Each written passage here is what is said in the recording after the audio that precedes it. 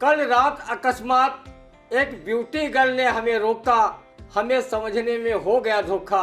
हम सुलभ लज्जा से सर झुकाए गुजर गए, युवती के केस मारे गुस्से के बिखर गए। वो बोली, शहर के जवां मर्दों आओ, इस शरीफ जादे से मुझको बचाओ। मैं अलकों की शाम, होठों पर बनारस की सुबह और चेहरे पर कश्मीर का पानी रखती हूँ। इस शरीफ जादे ने मुझको नहीं छेड़ा, क्या मैं इसकी माँ लगती हूँ? किसी गुंडे के खिलाफ शिकायत करना, किसी गुंडे के खिलाफ शिकायत करना तथा थाने आना, ये आपकी सरासर भूल है, क्योंकि सज्जन और निर्दोष लोगों को बंद करना अब हमारा वसूल है। अब तुम आ ही गए हो तो तुम्हें प्रताड़ित कर बंद ना करूं, ये कानून नाइंसाफी है। आज के लिए यही मुर्गा दीवान जी काफी है।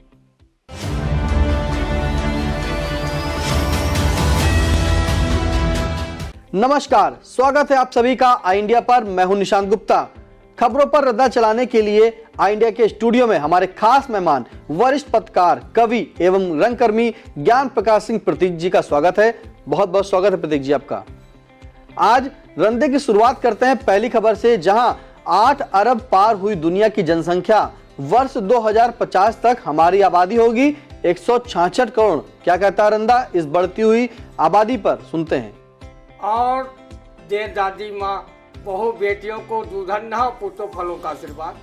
ऐसे आशीर्वाद फलता रहा तो देश की जनसंख्या को विस्फोट से कोई माई का लाल नहीं रोक पाएगा। भले वो महंगाई के युग में नहाने भर की कौन कहे, चाय पानी भर को दूध मिल जाए तो बड़ी बात। रंदा सिंथेटिक दूध बनाकर बेचने वालों का शुक्रिया अदा करता है कि बिना गाय भैंस को पाले वह दुहे बाल्टियों सिंथेटिक दूध उत्पादित कर रहे हैं।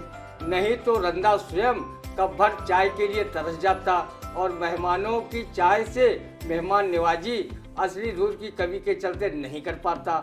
हमारे देश के मर्द और मर्दानी मिलकर देश के भावी करधारों को बेरोक टोक जन्म दे रही हैं। इसमें अब रंदा कर ही क्या सकता है कि बच्चों की जन्म बढ़ाने में जब मियाँ बीबी राजी तो क्या करे काजी, और ये नामुराद रंदा पाजी।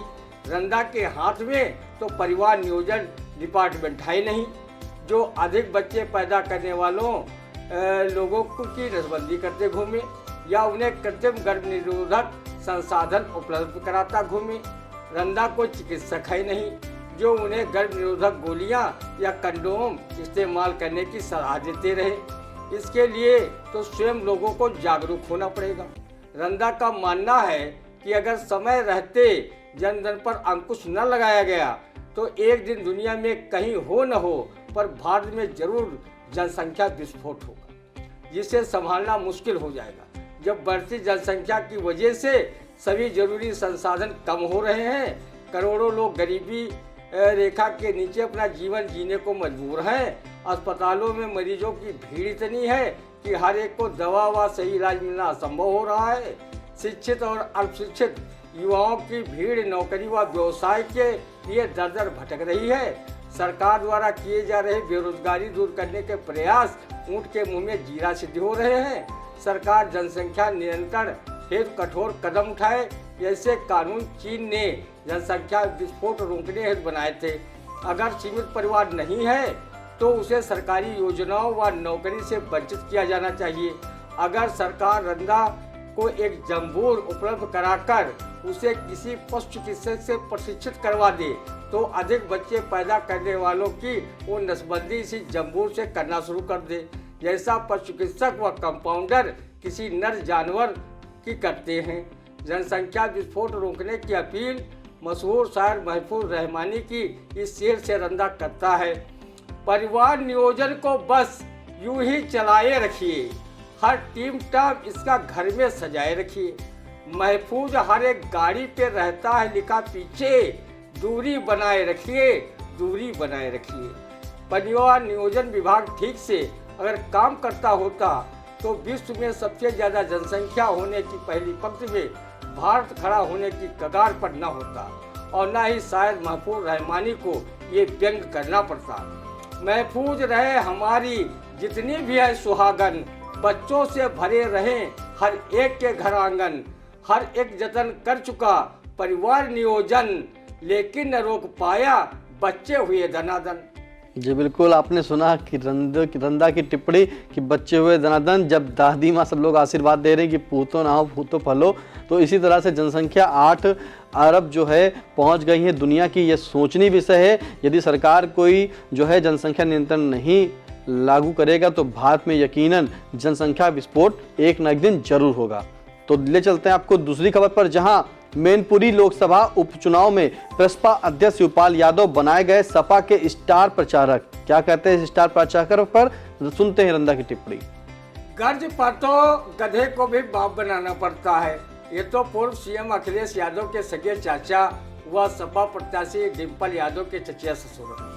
जिस प्रकार शिवपाल यादव को मैनपुरी लोकसभा उपचुनाव में स्टार प्रचारकों की सूची में शामिल किया गया है, इसी प्रकार कहीं रामपुर तथा आजमगढ़ लोकसभा उपचुनाव तथा गोला गोकर्णनाथ के विधानसभा उपचुनाव में स्टार प्रचारक के रूप में शामिल किया गया होता और वो चुनाव प्रचार करने जाते तो शायद परिणाम कोई दूसरे ही होते। 3 उपचुनाव में सपा का सुपड़ा साफ नहीं होता। रंदा तो पहले ही कह चुका है कि धरती पुत्र रहे मुलायम सिंह यादव के भाई व पुत्र के हाथ में प्रसपा व सपा नामक कथित 2 प्राइवेट लिमिटेड राजनीतिक कंपनियां हैं, जिसके पात्रों में समयानुसार अदला बदली होती रहती है। एक समय था जब शिवपाल यादव को प्रोफेसर रामगोपाल यादव ने राष्ट्रीय महासचिव के पद पर रहकर पार्टी से निकाला था।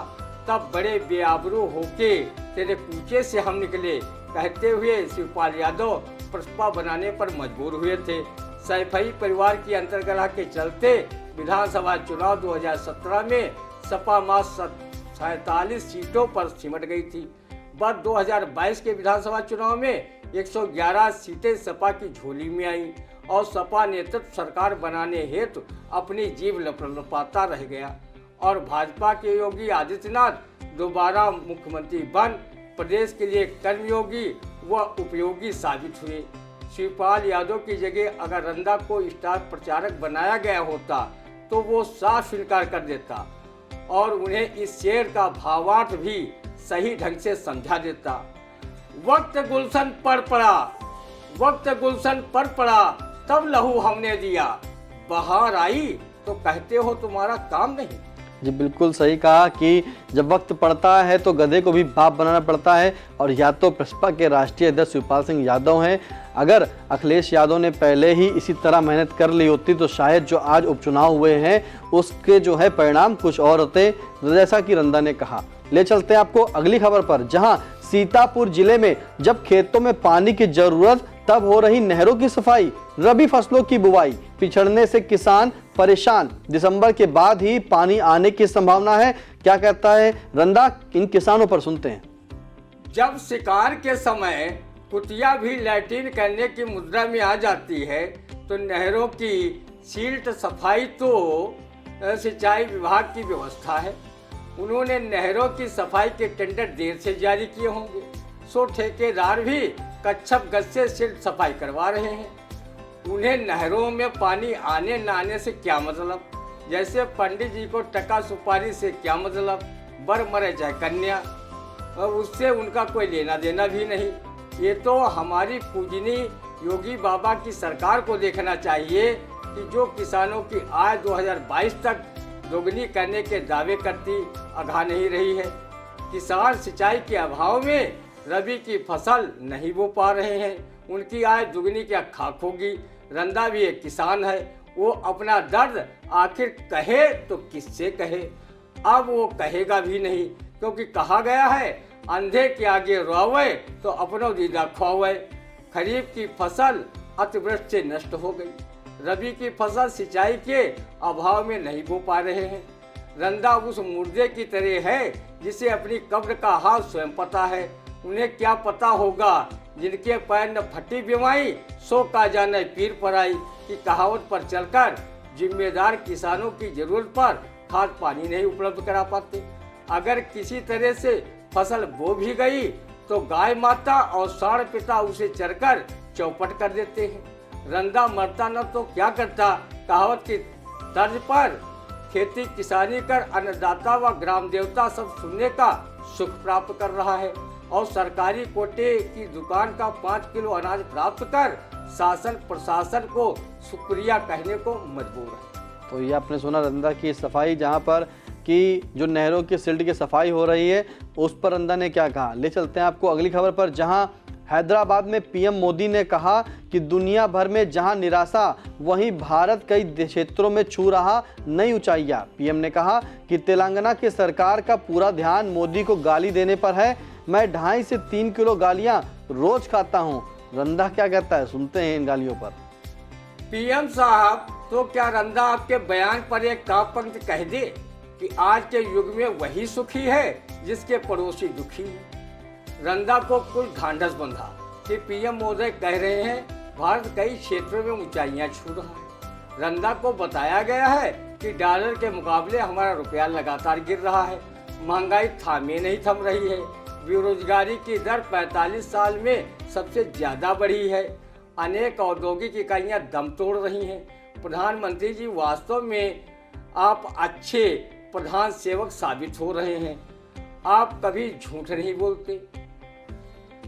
आपने हर साल 2 करोड़ नौकरी देने व 15-15 लाख रुपए हर एक के खाते में भेजने की बात कही थी। ये आपके सच बोलने का पुख्ता सबूत भी है। चाहे तेलंगाना की सरकार हो और चाहे किसी राज्य की, 18 घंटे प्रतिदिन काम करने वाले धर्मभीर प्रधानमंत्री मोदी को 2.5-3 किलो तौल कर गालियां दें, कोई रंदा इसे कतई बर्दाश्त नहीं कर सकता।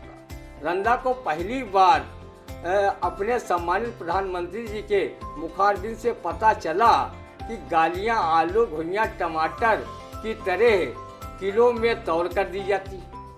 रंदा एक तो किसी को गाली नहीं देता, अगर उसे कोई गाली अब देगा तो उससे गुजारिश करेगा कि मुझे गाली चाहे जितनी दो, लेकिन तराजू बाट से किलोग्राम या ग्राम में तौल कर दो, तो मुझे भी पता चले कि मुझमें गालियां खाने की कितनी क्षमता है। पीएम साहब, अगर आपको तेलंगाना सरकार में बैठे लोग आपको गाली खाने की क्षमता से ज़्यादा गाली दें तो थोड़ी गाली भले ही 100-200 ग्राम रंदा को भी भिजवा देना। वो आपकी सरकार द्वारा दिए जा रहे 5 किलो राशन के साथ मिलाकर खा लेगा, दाल सब्जी के खर्च से बच जाएगा और गाली मिक्स खाने का स्वाद भी किसी लजीज व्यंजन से कम नहीं लगेगा।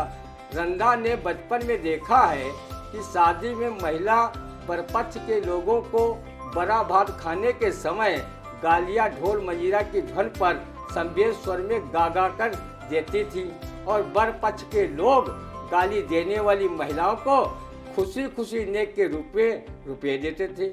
लगता है कि हमारे पीएम महोदय ने गाली देने वाली तेलंगाना सरकार के नेताओं की गालियों से आहत इसलिए नहीं, अगर आहत होते तो ईडी, सीबीआई, आईटी की टीमें अब तक गालीबाज नेताओं को कानूनी फंदे में फांस चुकी होती।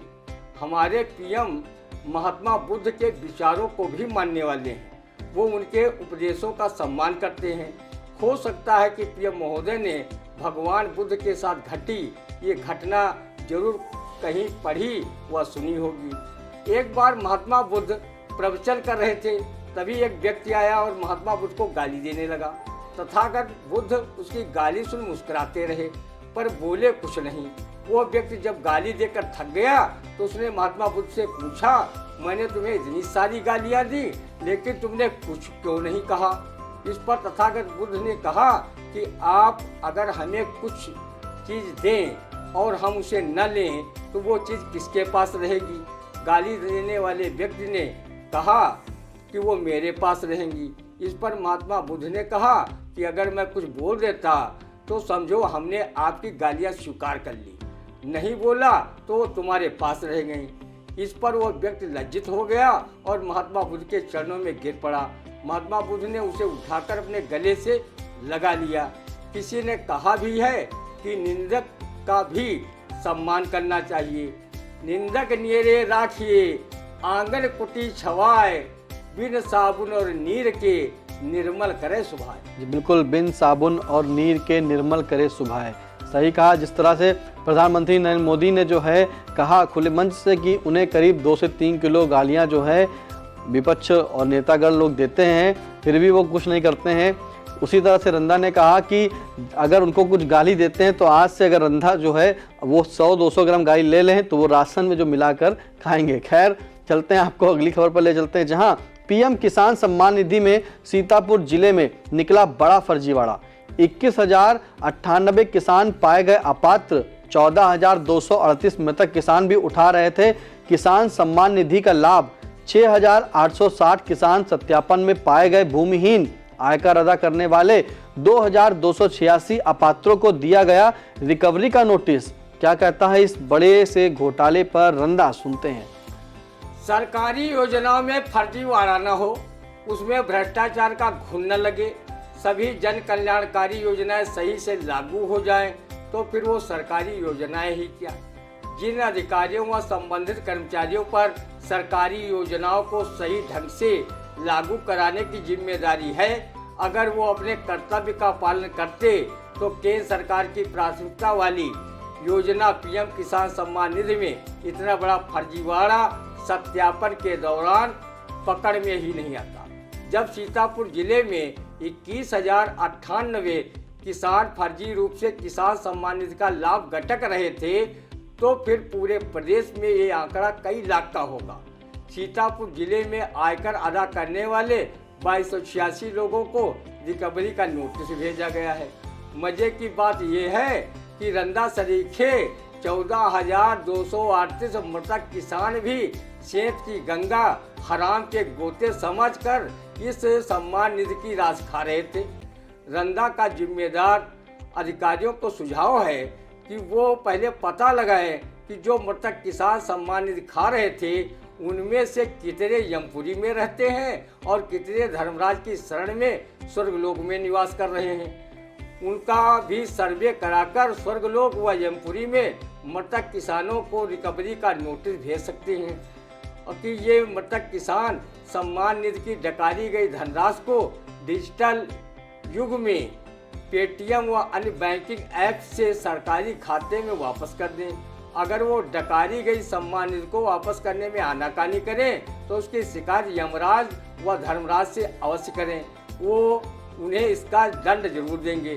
रंधा ने अपने परिजनों व शुभचिंतकों से अपील की है कि वो उसके मरने पर किसी महापंडित को कुछ दान करें या न करें, टच स्क्रीन वाला एंड्रॉयड मोबाइल फोन अवश्य दान करें, ताकि जो उसका धरती का लेन देन है वो नर्क व स्वर्गलोक में मेहनत मजदूरी से कमाकर पेटीएम के माध्यम से गबन घोटाले व किसान सम्मान निधि के पैसे वापस कर सके।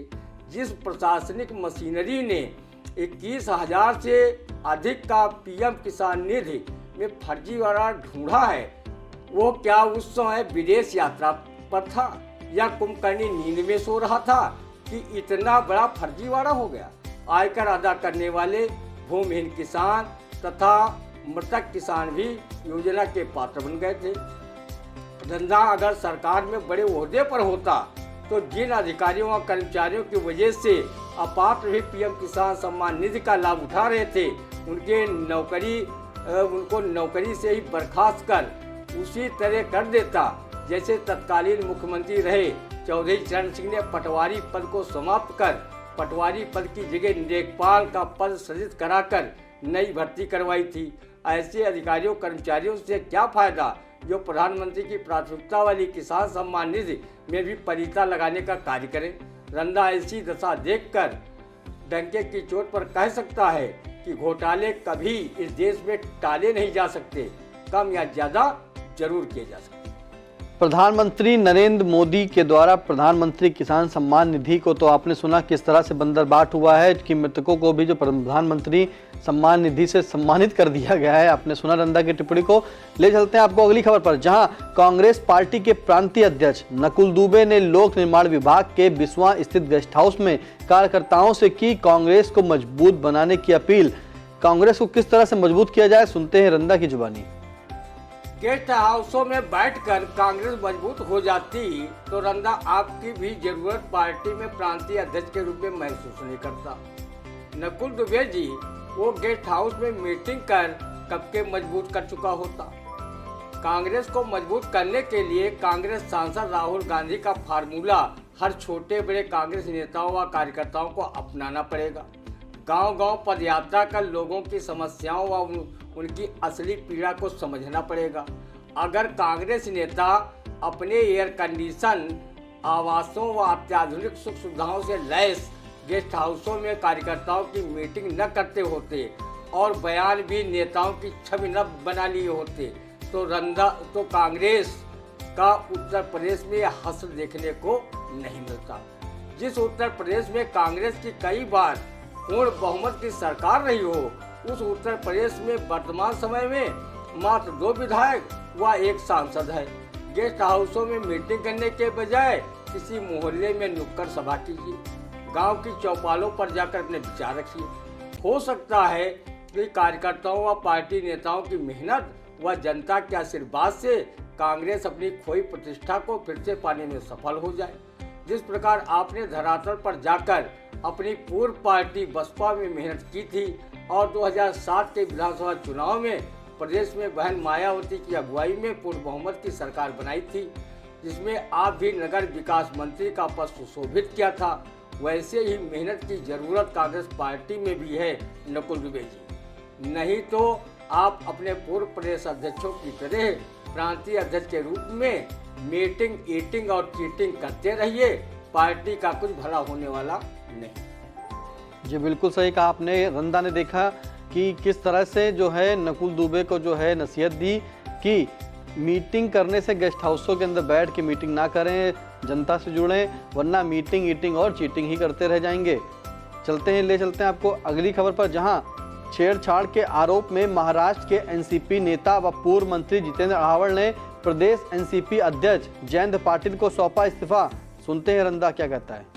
मंत्री होकर छेड़छाड़ जैसा असामाजिक कृत्य, छी छी छी। आपको देखकर व आपके इस कृत्य को देखकर सोने के घड़े में विष भरा होने जैसा रंदा को लगता है। पूर्व मंत्री जितेंद्र आह्वान जी, नारी कोई भोग विलास की वस्तु नहीं है, नारी सख्त स्वरूपा होती है। वो अगर किसी रणचंडी के रूप में आ जाती तो तुम्हें अपने प्राण बचाना मुश्किल हो जाता। जिस भारतीय संस्कृत में नारी को उच्च स्थान देकर कहा गया है कि यत्र नारीस्तु पूजन्ते तत्र रमन्ते देवता, अर्थात जहाँ नारियों की पूजा होती है वहाँ देवता निवास करते हैं, और जहाँ नारी का अपमान होता है वहाँ महाभारत का दृश्य उपस्थित हो जाता है। भारतीय कानून में भी दंड का विधान है। पूर्व मंत्री श्री आह्वान ने छेड़छाड़ की धारा 354 का उल्लंघन किया है, उन्हें इनकी सजा मिलनी चाहिए। इस्तीफा देने से न तो कुकृत्य के पाप कम हो जाते हैं और न ही कानूनी दंड की आचार संहिता। रंदा पराई स्त्री व पराय धन को पर धनेश लोष्ठवत पर दारेश मात्रवत समझ कर गलत दृष्टि से स्पर्श नहीं करता। रंदा जब भी घर से निकलता है और कोई महिला उसे 10 सेकंड से ज़्यादा समय तक घूरते हुए देखता है तो वो अपने जेब में रखी रक्षा सूत्र को उसके हाथ में थमा देता है और बहन के रूप में कलाई में राखी बांधने का अनुरोध करता है। रंदा किसी व्यंग कवि की इस व्यंग रचना को भी अपने जीवन में तवज्जो नहीं देता है। कल रात अकस्मात एक ब्यूटी गर्ल ने हमें रोका, हमें समझने में हो गया धोखा। हम सुलभ लज्जा से सर झुकाए गुजर गए, युवती के केस मारे गुस्से के बिखर गए। वो बोली, शहर के जवां मर्दों आओ, इस शरीफ जादे से मुझको बचाओ। मैं अलकों की शाम, होठों पर बनारस की सुबह और चेहरे पर कश्मीर का पानी रखती हूँ। इस शरीफ जादे ने मुझको नहीं छेड़ा, क्या मैं इसकी माँ लगती हूँ? तो आपने सुना कि रंदा जो है बहुत ही सज्जन है।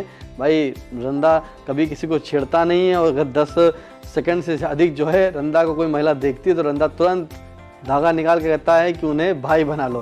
खैर ये तो मंत्री बार में सुना कि किस तरह से मंत्री जो ऐसे कृत्य किए हैं, कुकृत्य किए हैं, उस पर जो है खाली इस्तीफा देने से कुछ नहीं होता, उस पर कार्रवाई होनी चाहिए। खैर, ले चलते हैं आपको अगली खबर पर, जहां गड्ढे भरने के कुछ दिन में ही उखड़ जा रही गिट्टियां। सीतापुर जिले में गड्ढा मुक्त अभियान में मानकों की हो रही अनदेखी से सड़कों की मरम्मत की गुणवत्ता पर उठ रहे सवाल। क्या कहता है रंदा, सुनते हैं। इसे कहते हैं सड़कों के गड्ढों का गर्भपात, कि इधर गड्ढे भरे गए और उधर उसमें भरी गिट्टियां उखड़ गईं। रंदा को सड़कों के गड्ढों में गिराने के लिए मानक के मुताबिक गुणवत्तापूर्ण तरीके से सड़कों के गड्ढे नहीं भरे जा रहे हैं। जितने कम दिन में भरे गए गड्ढों की गिट्टियां उखड़ रही हैं। इतने कम दिन में तो किसी ब्यूटी पार्लर में मेकअप कराकर लौटी महिला के चेहरे का मेकअप भी इतनी जल्दी धूमिल नहीं होता, तो फिर सड़कों के गिट्टियां कैसे उखड़ गईं? रंदा को किसी ने बताया है कि रंदा भाई, जरूर इसमें जिम्मेदारों व ठेकेदारों के बीच कमीशन का खेल किया गया है, जिसकी वजह से गड्ढा भरने का काम गुणवत्तापूर्वक नहीं हो रहा है। सरकार सड़कों के गड्ढे भरने का 15-15 दिन का समय बढ़ा रही है। लगता है कोई मुर्गा किस्तों में हलाल हो रहा है, लेकिन अभी तक सीतापुर जिले के 80% से कम ही सड़कों के गड्ढे भरे गए हैं। रंदा की जिम्मेदार लोगों से गुजारिश है कि वो सड़कों के गड्ढे गुणवत्ता परक तरीके से मानक के अनुसार भरे जाएं, ताकि उसकी गिट्टियां और वो पुनः गड्ढे में न तब्दील हों। रंदा जैसे राहगीरों को गड्ढे में गिरने व मार्ग दुर्घटनाओं से लोगों को बचाने हेतु सही ढंग से गड्ढे भरें। कृपया गड्ढा भरने में भ्रष्टाचार के गड्ढे न भरें। बिल्कुल सही कहा कि जिस तरह से सड़कें बन रही हैं और बनने के बाद फिर उखड़ रही हैं, गड्ढा भरे जा रहे हैं, फिर भी वो गड्ढा होते जा रहे हैं, तो गड्ढा जो भरने में भ्रष्टाचार हो रहा है वह ना करें। महिलाओं से बदसलूकी पर मिश्रिक इंस्पेक्टर अवधराज सिंह सेंगर हुए लाइन हाजिर। वीडियो हुआ वायरल। एसपी गुले सुशील चंद्रभान ने की कार्रवाई। सीओ मिश्रिक सुशील यादव कर रहे हैं अब मामले की जांच। क्या कहता है रंदा, सुनते हैं। जिस देश में नारी की शक्ति के रूप में पूजा की जाती हो, उसकी सुरक्षा सम्मान के लिए कानून बनाए गए हों, जिन्हें माँ बहन का दर्जा दिया गया हो, उस नारी समाज से आने वाली 2 महिलाओं के साथ मिश्रिक इंस्पेक्टर अवधराज सिंह सेंगर अभद्र भाषा में बात करें, बहुत ही शर्मनाक है। जिन पर नारी सम्मान, स्वाभिमान, सुरक्षा, संरक्षा की जिम्मेदारी है, वही महिला जगत को अपमानित करने का काम कर रहे हैं। ये ठीक नहीं है। आरक्षी अधीक्षक गुले सुशील चंद्रभान ने कहो उन्हें लाइन हाजिर ही किया। कहीं रंदा उच्च पुलिस अधिकारी होता तो महिला के प्रति अभद्र भाषा का प्रयोग करने में ही उसे बर्खास्त कर जेल की हवा खिला देता। तो आपने वीडियो देखा था कि किस तरह से जो मिश्रिक के इंस्पेक्टर रहे अवधराज सिंह सेंगर ने जो है महिला से किस तरह से बात की, अभद्रता की, वो आपको रंदा ने बताया। ले चलते हैं आपको अगली खबर पर, जहां इमलिया सुल्तानपुर पुलिस का अजब गजब कारनामा। दृष्टिबाधित पर लगा दिया गुंडा एक्ट। क्या कहता है रंदा, सुनते हैं।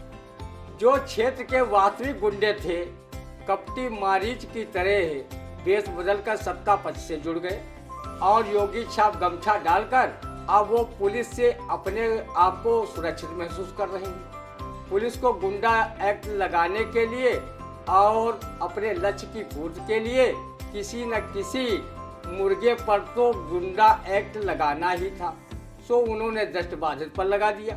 दृष्टिबाधित पर गुंडा एक्ट लगाने के पहले इमलिया सुल्तान पुलिस ने ये जरूर सोचा होगा कि जब दृष्टिबाधित रहे सूरदास जी अपने जीवन काल में भगवान श्री कृष्ण की भक्ति में लीन रहकर 1.25 लाख पद लिख या कह सकते हैं, सूर सागर की रचना कर सकते हैं और अंग्रेजी भाषा के कवि जॉन मिल्टन दृष्टिबाधित होकर दुनिया के जाने माने कवि हो सकते हैं।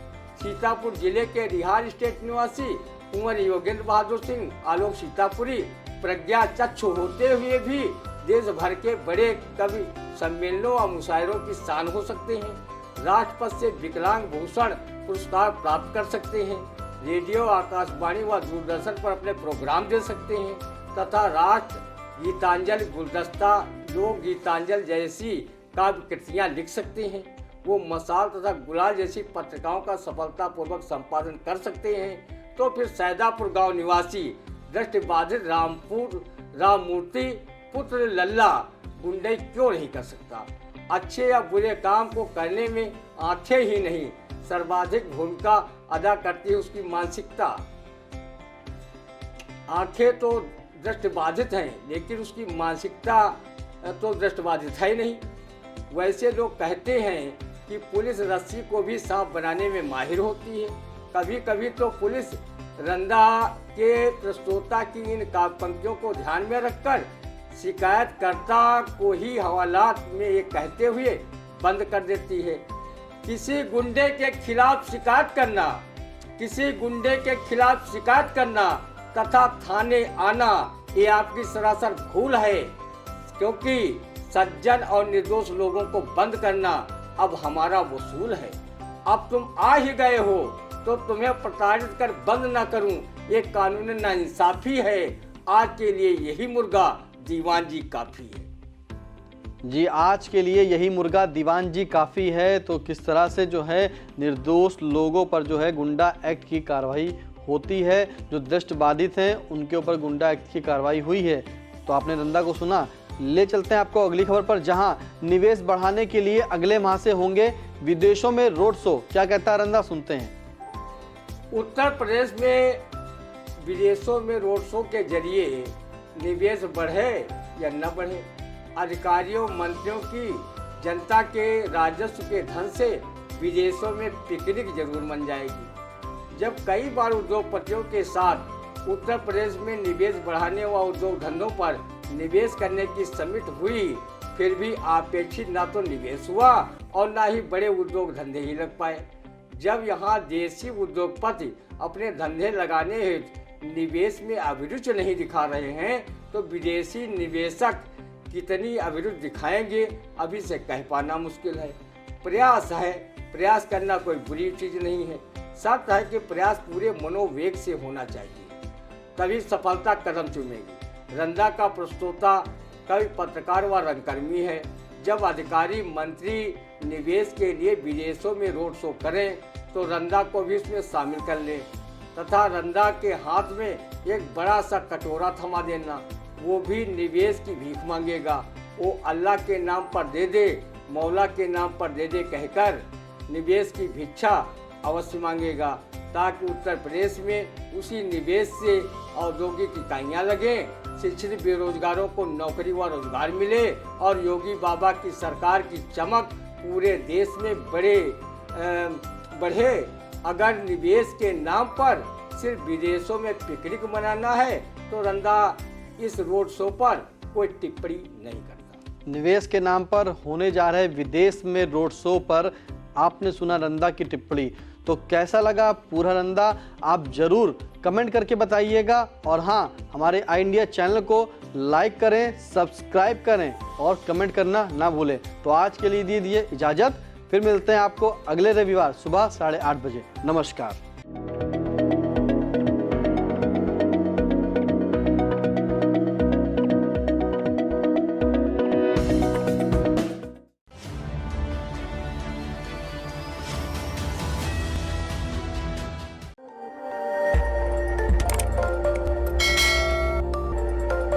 खबर आपकी, नजर हमारी। देखते रहिए आई इंडिया।